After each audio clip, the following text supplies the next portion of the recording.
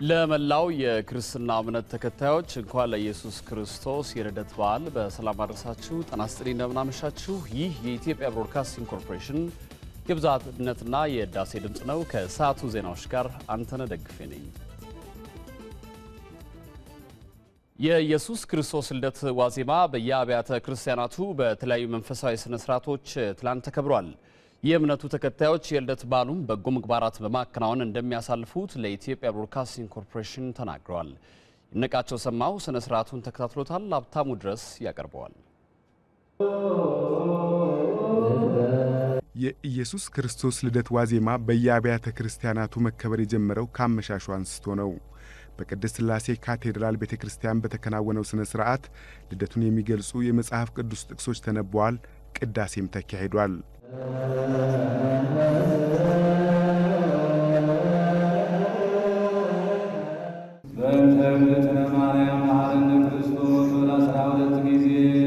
ኢትዮጵያ ላይ የሚታየው አብሮ መቻቻል፣ አብሮነት፣ ተሳስቦ መኖር፣ አንዱ ለአንዱ አስቦ መኖር፣ አንዱ ከአንዱ ጋር ደስታ አብሮ ማሳለፍ የተለመደ በዓል ነውና ይህንን እሴታችንን ጠብቀን ለነገ ለተተኪ ልጆቻችን እንድናስተላልፍ የተሻለ ያለን ያክል ለሰዎች አድርገ ከሰዎቹ ጋር በዓሉን ሼር አድርገ ስትል የተለየ ስሜትና ደስታ ነው የሚሰጠው። በካቶሊክ ካቴድራል ቤተክርስቲያንም ወንጌላውያን ተነበዋል። የመዝሙርና የቅዳሴ ስነ ስርዓትም እንዲሁ።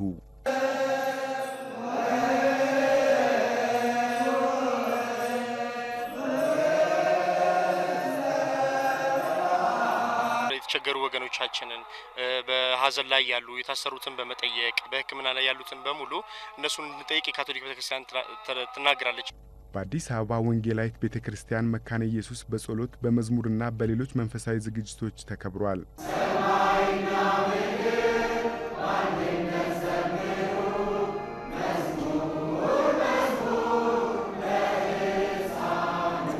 መባም እንደዚህ ለችግረኞች ይሰበሰባል። ዛሬ የሚሰበሰበው መባ በቀጥታ ለችግረኞች የሚሰጥ ነው። ያለንን በማካፈል ያለንን በመስጠት ለወገኖቻችን እየረዳን በዓሉን በደስታ ማሳለፍ፣ ከአካባቢያችንም ደግሞ ያጡዋሉ ለነሱም በመርዳት በማድረግ ወገኖቻችንን በማቀፍ እነሱን በመስጠት በዓሉን ብናሳልፍ እጅግ በጣም ደስ ይለኛል።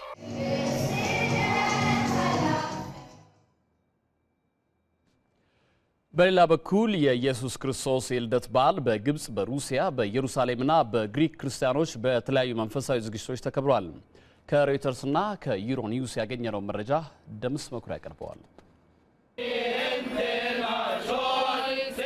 የግብጽ ኮፕቲክ ክርስቲያኖች የኢየሱስ ክርስቶስን የልደት በዓል ካይሮ በሚገኘው የቅዱስ ማርቆስ ካቴድራል አክብረውታል። በበዓሉ የግብጽ ኮፕቲክ ቤተክርስቲያን ጳጳስ ቴዎድሮስ ሁለተኛ ተገኝተው የዕለቱን የጸሎት ስነ ስርዓት መርተዋል። የግብጽ ፕሬዝዳንት አብዱል ፈታህ አልሲሲም በበዓሉ ታድመው ለግብጽ ኮፕቲክ ክርስቲያኖች የእንኳን አደረሳችሁ መልእክት አስተላልፈዋል። በግብጽ በተከበረው የኢየሱስ ክርስቶስ የልደት በዓል ላይ የሙስሊሞች የሃይማኖት አባት ሼክ ማዛሂር ሻይን ተገኝተዋል። የእርሳቸው መገኘትም በሀገሪቱ ባሉ ሙስሊሞችና ክርስቲያኖች መካከል ያለውን ትብብር የሚያጠናክር ነው።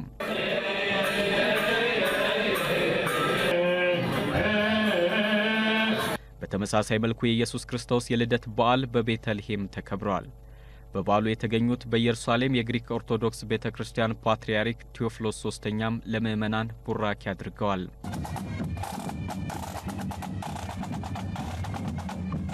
ቁጥራቸው 350 ሺህ የሚገመት የሩሲያ ኦርቶዶክስ ክርስቲያኖችም የኢየሱስ ክርስቶስን የልደት በዓል ዋዜማን በትላንትናው ዕለት በሞስኮ አክብረውታል።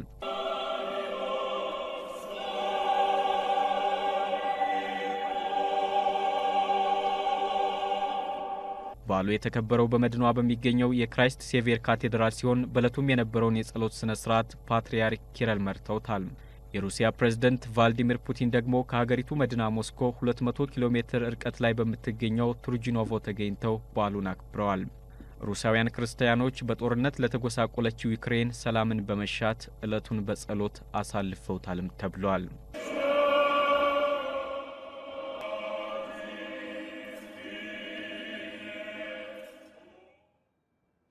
በኢትዮጵያ ቱሪዝም ዘላቂ ልማት አማካይነት የተገነቡት የላሊበላ ከተማ የቱሪዝም መዳረሻ ስፍራዎች ተጠናቀው ተመረቁ። በምርቃት ስነ ስርዓቱ ላይ የኢፌዴሪ ፕሬዝዳንት ዶክተር ሙላቱ ተሾመን ጨምሮ የአማራ ክልል ርዕሰ መስተዳድር አቶ ገዱ አንዳርጋቸውና የተለያዩ የፌዴራልና የክልል ከፍተኛ የስራ ኃላፊዎች ተገኝተዋል። 6 ዓመታትን የፈጀው ፕሮጀክት የመሰረተ ልማትና መልክዓ ምድርን የማልማት ስራዎችንም ያካተተ ነው። የመንገድ፣ የአደባባዮች፣ ደጋፊ ግንቦች እንዲሁም የተፋሰስ ስራዎች ግንባታ በፕሮጀክቱ የተከናወኑት ናቸው። ለስራው ከ300 ሚሊዮን ብር በላይ ወጪ መደረጉም ተገልጿል። በላሊበላ መካነ ቅርስ አካባቢ የተገነቡ የቱሪዝም መዳረሻዎች መልማት ለዘርፉ ከፍተኛ አስተዋጽኦ እንደሚኖርም ተነግሯል። የኢፌዴሪ ባህልና ቱሪዝም ሚኒስትር ኢንጂነር አይሻ መሐመድ የላሊበላ መካነ ቅርስን ጨምሮ በአገሪቱ ያሉ ቅርሶችን በመጠበቅና የቱሪስት መዳረሻዎችን ማስታወቅ የሁሉም ኃላፊነት ሊሆን ይገባል ብለዋል። ፕሬዝዳንት ዶክተር ሙላቱ ተሾመና የአማራ ክልል ርዕሰ መስተዳድር አቶ ገዱ አንዳርጋቸው በላሊበላ ለሚገነባው ሁለገብ አዳራሽም የመሰረተ ድንጋይ አስቀምጠዋል። በላሊበላ ከተማ ያሉ ቅርሶችን ለመጎብኘት ለሚመጡ ቱሪስቶች የተሻለ አገልግሎት ለመስጠትና የከተማዋን የኮንፈረንስ ማዕከል ለማድረግ ያስችላል የተባለው ሁለገብ አዳራሽ ግንባታ በህብረተሰቡና በመንግስት ትብብር እንደሚካሄድ ሪፖርተራችን ስንታየው ብዙነህ ከስፍራው ዘግቧል። የኢየሱስ ክርስቶስ ልደት ገና በዓል በድምቀት በሚከበርባቸው ቦታዎች ዋነኛው ላሊበላ ከተማ ነው። የኢፌዴሪ ፕሬዝዳንት ዶክተር ሙላቱ ተሾመና ሌሎች የመንግስት ስራ ኃላፊዎች በተገኙበትም ነገ የሚከበረውን የገና በዓል አከባበር ስነ ስርዓት የኢትዮጵያ ብሮድካስቲንግ ኮርፖሬሽን ከስፍራው በቀጥታ በጠዋቱ የስርጭት ክፍለ ጊዜ ያስተላልፋል።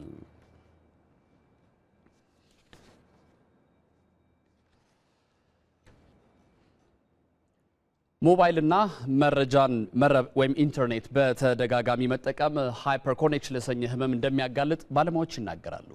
የህክምና ባለሙያዎቹ ለችግሩ መፍትሄም አግኝተናል ብለዋል። ለዩሮኒውስ ዘገባ ሙባረክ መሐመድ። አሁን ዘመን አፈራሽ የተንቀሳቃሽ ስልክ ቴክኖሎጂ ውጤቶች የዕለት ተዕለት ህይወታችንን በማቅለል ረገድ ጠቀሜታቸው እየጎላ መጥቷል። ይሁን እንጂ አጠቃቀማችን ከመጠን ያለፈ ከሆነ ለሱስ እንደሚያጋልጡንና አልፎ ተርፎም የጭንቀት የድብርትና የመረበሽ ስሜቶችን የመፍጠር አቅም እንዳላቸው ሳይንቲስቶች ይናገራሉ። ከዚህም ጋር ተያይዞ የሚመጣው የህመም አይነት ሃይፐር ኮኔክሽን እየተባለ ይጠራል። በአብዛኛውም የችግሩ ተጠቂዎች ያደጉ ሀገራት እንደሆኑም የህክምና ባለሙያዎች ይናገራሉ። ስዊዘርላንዳዊ የ30 ዓመት ወጣት ዴቪድ ተንቀሳቃሽ ስልኩ ጋር በፈጠረው ከመጠን ያለፈ ቁርኝነት ለተለያዩ ችግሮች መጋለጡን ይናገራል። ማለዳ ከእንቅልፌ ስነሳ የሞባይል ስልኬን መነካካት ጀምራለሁ። በማህበራዊ ሚዲያዎች ሌሊቱን ዓለም ላይ የተከሰቱ ክስተቶችን ለመቃኘት ሞክራለሁ። በአጠቃላይ እጅግ በጣም ከመረጃ መረብ ጋር ቁርኝት አለኝ። ከዚህም የተነሳ ለአጭር ጊዜ ያለኝን ቁርኝት ሳቋርጥ የድብርት የጭንቀትና ጥሩ ያልሆኑ ስሜቶች እንዲሰሙኝ ያደርጋል። ወጣቱ ዴቪድም ከዚህ ችግሩ ለመላቀቅ የዲጂታል ዲቶክስ ቴራፒ ህክምና አገልግሎት እየወሰደ ይገኛል። የህክምና ባለሙያዎቹ ዲጂታል ዲቶክስ ቴራፒ የተሰኘው መፍትሄ ከተለያዩ ቴክኖሎጂ ውጤቶች ጋር ያለንን ግንኙነት በእጅጉ እንድንቀንስ በማድረግ የተለያዩ ማህበራዊ እንቅስቃሴዎች ላይ ትኩረት እንድናደርግ ያግዘናል ይላሉ። አሌክሳንደር ሳተንሄር የህክምና ማዕከሉ ዋና አስተባባሪ ነው። ተንቀሳቃሽ ስልኮችና መረጃ መረቦች የደስታ ምንጮች ሊሆኑ የሚችሉት በአግባቡ ስንጠቀምባቸው ነው። ይህ ካልሆነ ለተለያዩ ችግሮች ይዳርጉናል። የዲጂታል ዲቶክስ ቴራፒ ዋና ዓላማው ለእነዚህ ችግሮች መፍትሄ ማመቻቸት ነው። ሰዎች ከተንቀሳቃሽ ስልኮችና መረጃ መረቦች ጋር ያላቸውን ግንኙነት በመቀነስ በተለያዩ ርዕሶች ዙሪያ ለረጅም ሰዓት ውይይት በማድረግ ማህበራዊ ግንኙነቶችን ማጠናከር ነው። ሰዎች በአሁኑ ወቅት በቀን ስልካቸውን ከ200 ጊዜ በላይ የመነካካት ከ50 በላይ የኢሜል መልእክቶችን የመቀበልና ከ10 ሰዎች መካከል 8 ያህሉ ከስልኮቻቸው ጋር ወደ እንቅልፍ ዓለም ውስጥ ሲገቡ እንደሚለያዩም ጥናቶች ያመላክታሉ። ዜናው በቃ። በድጋሜ ለመላው የክርስትና እምነት ተከታዮች መልካም ምሽት ይሁንላችሁ። መልካም በዓል። አንተነህ ደግፌ ነኝ። በሰላም ደሩ።